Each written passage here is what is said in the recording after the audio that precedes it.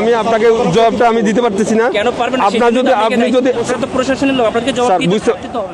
Cantonment এলাকায় প্রবেশকে কেন্দ্র করে একটি পুরনো ঘটনার ভিডিও হঠাৎ সামাজিক যোগাযোগ মাধ্যমে ছড়িয়ে পড়ায় নতুন করে প্রশ্ন ও বিতর্কের জন্ম দিয়েছে।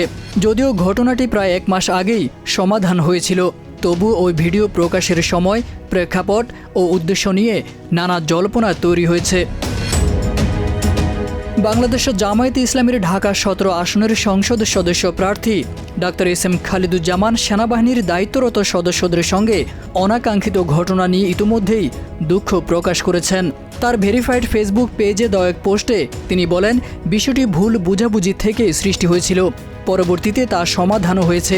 একই সঙ্গে ভবিষ্যতে যেন এ ধরনের পরিস্থিতি আর না ঘটে সে বিষয়ে তিনি সতর্ক থাকার কথাও জানান। সেনাবাহিনী হচ্ছে দেশের সম্পদ, আমাদের সার্বভৌমত্বের প্রতীক এবং প্রহরী, তাদেরকে নিয়েই আমাদের দেশ।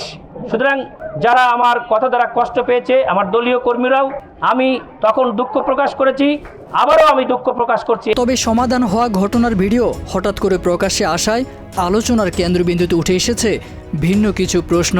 সবচেয়ে বড় প্রশ্ন, সেনাবাহিনীর বডি ক্যামেরা ধারণ করা ভিডিও ফুটেজ কিভাবে এবং কেন সামাজিক মাধ্যমে ছড়ালো? একটি নির্দিষ্ট অংশে বা কেন প্রকাশ করা হলো? ঘটনার আগের বা পরের অংশের ভিডিও কোথায়?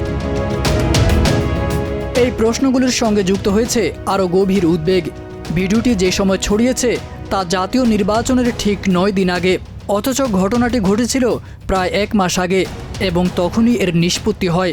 ফলে অনেকেই বিষয়টিকে উদ্দেশ্য প্রণোদিত বলে মনে করছেন। সামাজিক মাধ্যমে আলোচনা উঠে এসেছে সেনাবাহিনীর মতো একটি সংবেদনশীল প্রতিষ্ঠানের অভ্যন্তরীণ ফুটেজ দেশের বাইরে থেকে কিভাবে পাওয়া সম্ভব হলো এবং তা আবার কিভাবে একজন সাংবাদিকের হাতে পৌঁছালো।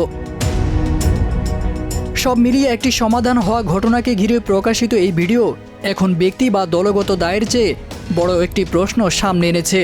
দেশের নিরাপত্তা সংশ্লিষ্ট সংবেদনশীল তথ্য ও নথিপত্রের সুরক্ষা ব্যবস্থা কতটা কার্যকর? তারেক আজিজ খান, প্রজন্ম 24।